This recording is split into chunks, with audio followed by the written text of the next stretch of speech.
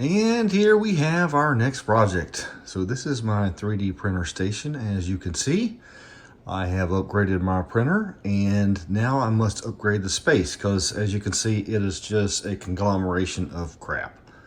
So anyway, we're going to be putting in a big shelf right here, fitting in the whole wall there. There's a little recess, it's about 2 feet this way. Put that in there, that's the first phase. Then we'll have filament storage, and maybe some shelves at the top for either additional printers or something else. I don't know. So this is the start. Let's go show what we're gonna do here. I'll be right back. So let's go through the design in a little bit more detail. So the idea here is I've got a nook, looks like this, and I wanna put a shelf in the middle of it. So that's the first thing. And I really don't want anything terribly permanent in case we decided to, change this space up. So I went through a lot of different designs. I was gonna make a cabinet, I was gonna do this, commercial stuff, whatever. And what I decided to do was to just put some rails in. I think my pencil's broken. Put some rails in on the sides and then put a rail in the back and then put the shelf just sitting on top. So it would be kind of a free-floating shelf. And as you'll see, the shelf is quite substantial. It probably weighs 30 or 40 pounds because of the material that I'm using. And the idea here is I want it about waist height because last summer I had my current 3D printer was out in my garage by my laser, and I found it really helpful to work on it at that height. So I wanted to do that. So that's the height we're going to be going with. And then that allows us to put stuff underneath it. So that could be in the future other printers. It could be some filament. So we'll have room to put filament along the back if we want. We can put filament above it as we'll figure out. And this is kind of evolving. I don't really have a plan. All I know for sure is I'm going to get the shelf in and get it up and running, and then we'll figure it out from there. So that's the main idea.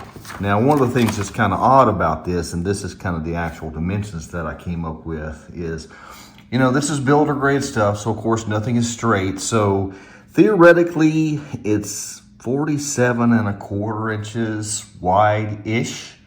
So everything has to be kind of taken into account at the location where you are, either front or back, strictly because of, how the walls are not exactly straight. They're mostly straight. It varies, but it can vary a 1/4 inch between side to side, depending where you are. So the other thing we have to worry about is we should have studs in the walls every 16 inches. But since this is a closet and this is a bathroom and then this is the garage, all bets are off. So what I had to do is actually locate the studs in the wall. So you'll see this one is only 20, this is the rail. So this is the rail system that will go in. So we'll have a rail on the right, a rail on the left, and a rail on the back. And again, everything will just sit on top of it.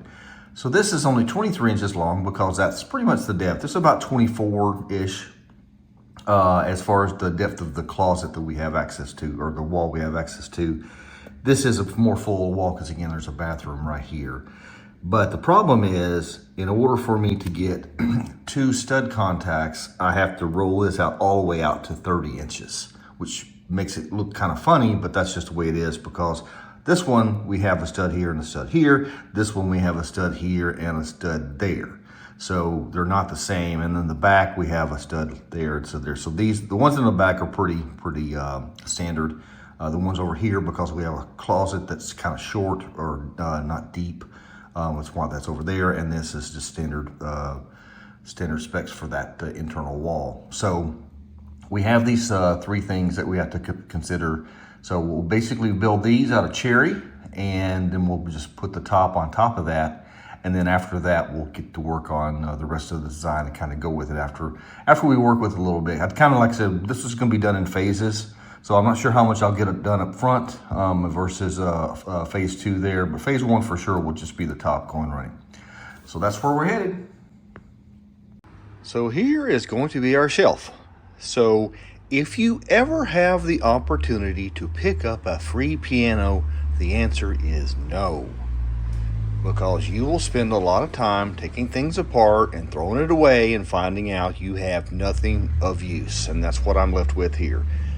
Two of the last pieces I have, these are poplar. I thought that they were mahogany because of the color of this. Turns out that is not what happened. That is absolutely poplar. And so we're going to be using this. This is way overkill for a shelf, but my new printer moves quite rapidly, and I want this to absorb basically the movement. So that's why we're doing this. So what I'm going to do is take these over to a friend of mine. He has a big planer. Mine really can't handle this because it's not just powerful enough. This is how far I got, which is not far at all. And yeah, very splintery, all kinds of weird stuff going on there. So we're gonna go over his house and plane this and join the edges. I'll glue this together, put a piece of probably 1/4 inch plywood on top as a top. That or MDF, haven't made up my mind yet. And so this is going to be our main shelf where the printers go. So should be plenty big enough, and I'll cut it down to size and then fit it into that opening, which of course is not going to be straight. I've already verified that. So we'll have to do a little bit of customization there, but that's what we're working with. So again, this is phase one, which is just going to be the shelf for the printers to sit on. So I've got the top glued together and cut down to size, and I will tell you right now that this is not how you do this. I don't even know what I was thinking. So I glued the top together, cut it all down to the exact size, and I'm about to put the plywood skin on the top and the bottom, which just caused me more work. What I should have done is put the plywood skin on the top and bottom and then cut it down to size. That would have saved me at least an hour's worth of work, but I didn't think that far ahead. So while this does work, basically what I had to do, and I don't have the footage, but I glued this on and then used a router to flush it up with the size, and I did the same with the other side, and then that got us back to where we'll go next, which is putting the cherry surround on. But so yeah, so do what I say and not what I do, please.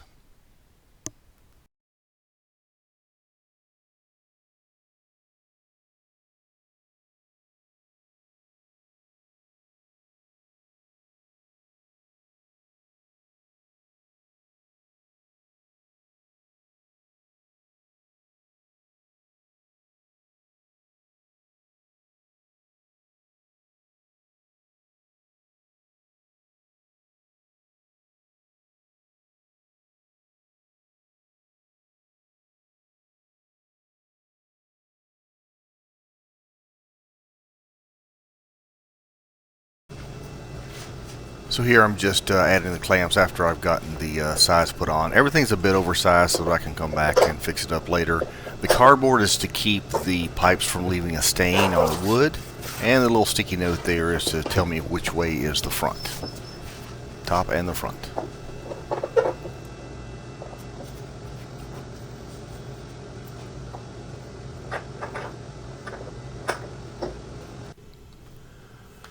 So here I'm going to be using my sander on Rotex mode or direct drive mode to actually flush up the sides, the cherry there with the rest of the top. If it looks like I'm holding on for dear life, it's because I can, and if you've never run a Festool sander in Rotex mode, you'll understand why. It will throw you across the room if you're not careful. So I've got a death grip on it to keep it flat and in place, and in 80 grit sandpaper, Merca sandpaper with the Festool and Rotex mode. I call that Hold My Beer mode. It will make this short work. I literally did this whole thing in just about a minute or less. And you see me constantly checking to make sure everything's flat. And all I'm doing again is I'm just flushing up the cherry with the plywood so that everything's flat. So check it one more time. Going back to where I have a small high spot and doing it. Trying not to take off any of the plywood in the process, by the way. So I have these overhangs, again on purpose, and the easiest way I figured I could do this was just be with a pool saw and just cutting it flush with the top. There's just no way I could maneuver this on the table saw in any degree of safety to make this work, so I just held it tight against the top and just slowly cut through it, and this worked fine. I did this on all of the sides for the whole project, so I actually was able to, since I was holding it so tight, it actually cut a pretty straight line. I'm not always the best straight cutter with these things, but this one I did just fine, and then I just sanded everything flush and just started working on the next part.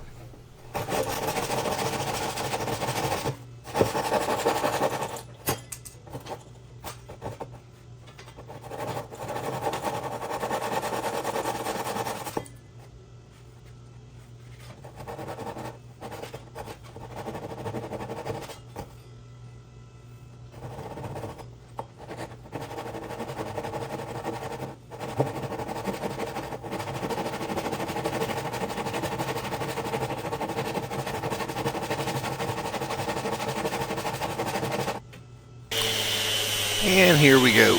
We're basically doing the last sanding on the edge, just like I said before, with the sides, just to the Rotex there, making sure it's flush. I did have one small little dip where things weren't lined up in one of the corners, so it did take off a little bit more plywood veneer than I would like. But other than that, it worked out pretty well. So we have cherry on the front and sides. I left the back because it's going to be against the wall. And the idea is I was going to use this to trim out everything and then adjust the size as necessary to make it fit. So this is just me just finishing the sanding there. So lots of good stuff, just like watching paint dry.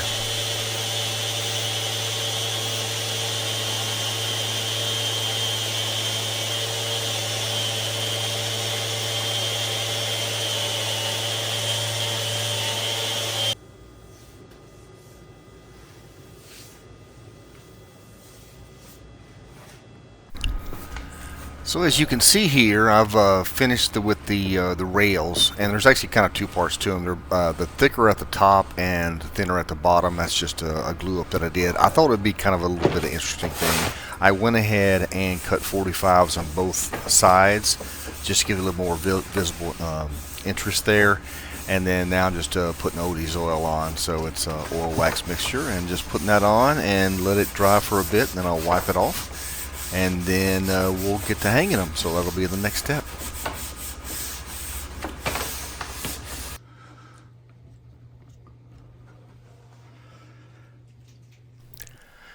And here we are. Rails are installed, so everything looks good. And again, the left one is longer than the right one, strictly because of the placement of the studs within the walls.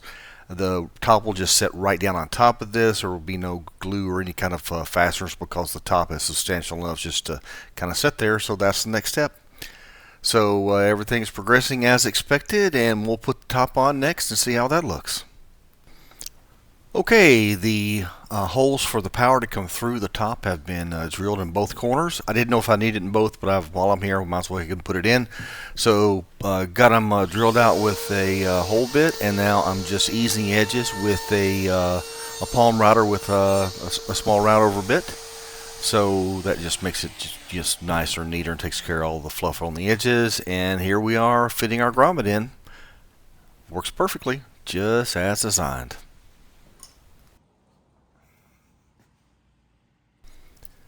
And of course the final step here is to apply finish to the top. So again, using Odie's oil. I am not an expert. I am probably putting this on way too much, way too thick, etc. But one of the ways you can do it is with a sander, and I just put the white pad on there, and I'm just massaging it in, and it's just faster than doing it by hand because it does get kind of tedious doing it by hand. So I saw some other people actually on the Odie's channel doing this, and it works out pretty good. Like I said, I'm not sure I'm using the correct quantity, maybe too much, too little, but it all worked out in the end. So just going to go through that. So this takes a bit, just doing the top and the bottom, and that's all there is to it.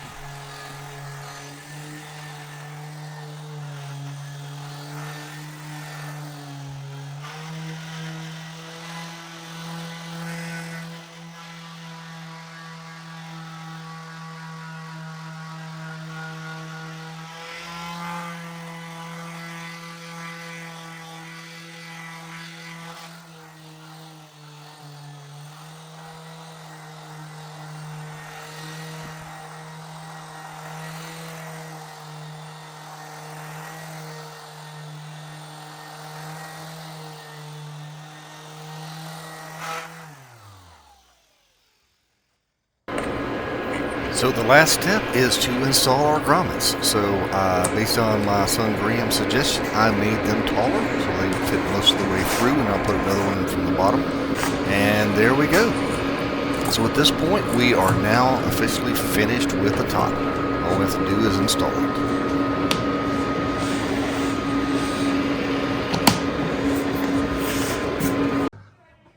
And we are now finished. So kind of review what we did here. We'll put up a rail for the platform that the printer goes on. I just installed this shelf at the bottom to have boxed filaments in, and then the open filaments are at the top. And then I'll probably end up adding above that another filament rack, the same design. In fact, I've got it half printed off. I'll just do that later. And again, that's just the 3D printed parts I'll have in the description, plus a piece of 1/2-inch PVC pipe if you're here in the States. So let me get the top on and then we'll set everything back up. And here we have it, final product. Well, I am extremely happy the way this turned out. So as you can see, I upgraded to the Bambu Labs A1 combo. So I decided to mount the AMS Lite to the wall, and I've also got a custom enclosure to keep the humidity down in that. So that's all working out. I'm waiting on one cable, the cable that connects the machines together, this extension, so I can move it over a little bit, which probably won't need much. It's just a little bit too tight for my comfort, and I want to move the machine over on the left just a bit. But other than that, I've got a few things I still have to do. I've got to put a drawer. I'm going to put a drawer or two in the middle. I've already got a boatload of Gridfinity grids and boxes, etc. down there already printed out or waiting. I just haven't figured out what I want to do. So that's that. But the filament rack at the top looks good. I am finishing up printing the extra rails, the black pieces there that hold it up, and that'll go above that, of course. And then I need to have some kind of thing over here to handle my most used tools, like my clippers and my knife to get things off the bed, and my cleaner, things like that. Got a filament dryer over there if I need it.